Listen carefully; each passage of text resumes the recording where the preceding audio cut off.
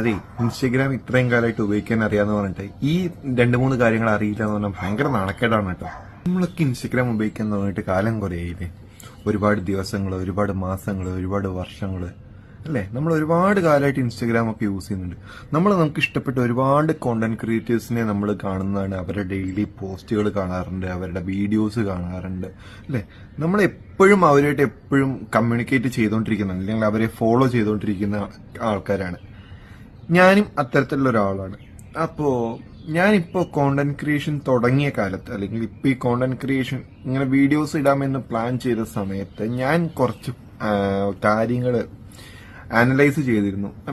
പഠിക്കാൻ ശ്രമിച്ചിരുന്നു. അങ്ങനെ പഠിക്കാൻ ശ്രമിച്ച 5 കാര്യങ്ങൾ, 5 things that I wish I knew before creating content.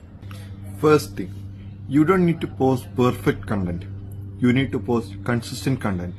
ഇത്രയും കാലം ഇവരുടെയൊക്കെ വീഡിയോസ് കണ്ടോണ്ടിരുന്ന സമയത്ത് ഞാൻ വിശ്വസിച്ചിരുന്ന ഒരു കാര്യം, അത് തെറ്റാണെന്ന് പിന്നീട് മനസ്സിലായി. ഞാൻ വിശ്വസിച്ചത് എല്ലാം എസ്തെറ്റിക് ആവുന്നത് വരെ നമ്മൾ വെയിറ്റ് ചെയ്യണം. Perfect lighting condition, perfect mic, perfect camera, perfect editing software, ഇതെല്ലാം പെർഫെക്റ്റ് ആവുന്നവരെ നമ്മൾ വെയിറ്റ് ചെയ്തിട്ട് വേണം കോണ്ടന്റ് ക്രിയേഷൻ തുടങ്ങാൻ എന്നായിരുന്നു.